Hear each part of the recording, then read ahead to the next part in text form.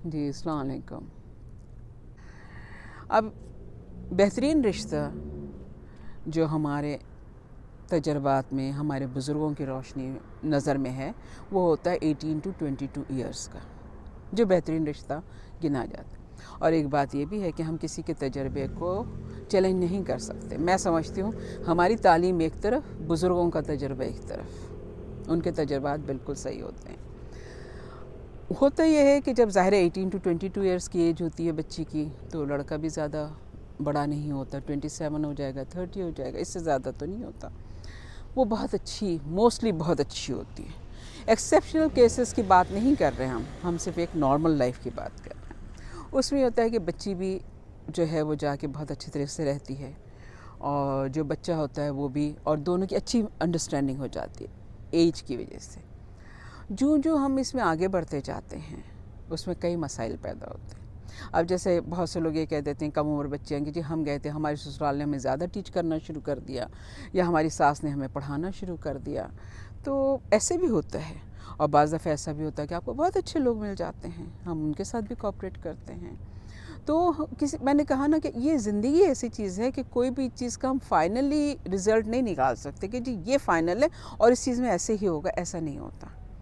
ہر چیز ہر وقت مختلف ہوتا ہے۔ جیسے آپ یہ سمجھ لیں موسم ہے، ابھی دھوپ ہے، ابھی بارش ہو سکتی ہے، تو ہر ایک کا ایشو ہوگا۔ ظاہر ہے جب بارش ہوگی تو میں چھتری لوں گی، ٹھیک ہے نا؟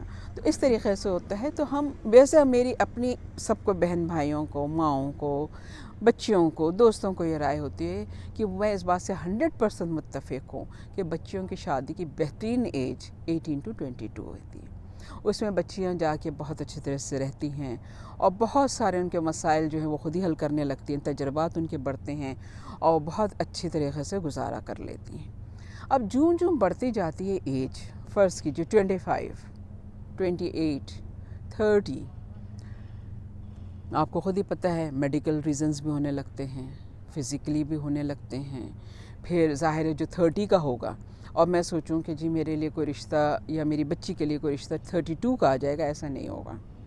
پھر ہوتا یہ ہے کہ جب 30 کی میری بیٹی ہوگی یا بہن ہوگی تو ہوتا یہ 35، 38 کا آتا ہے۔ 35، 38 میں موسٹلی ہمارے سوسائٹی کی بات کر رہے ہیں کہ اس میں کوئی لڑکا بیچلر نہیں رہتا، یقیناً وہ شادی کر چکا ہوتا ہے، یا وہ جھوٹ بول لیتے ہیں، یا وہ شادی کر چکا ہوتا ہے، اس کے 1-2 بچے ہوتے ہیں۔ اب یہ ایشوز کھڑے ہونا شروع ہو گئے۔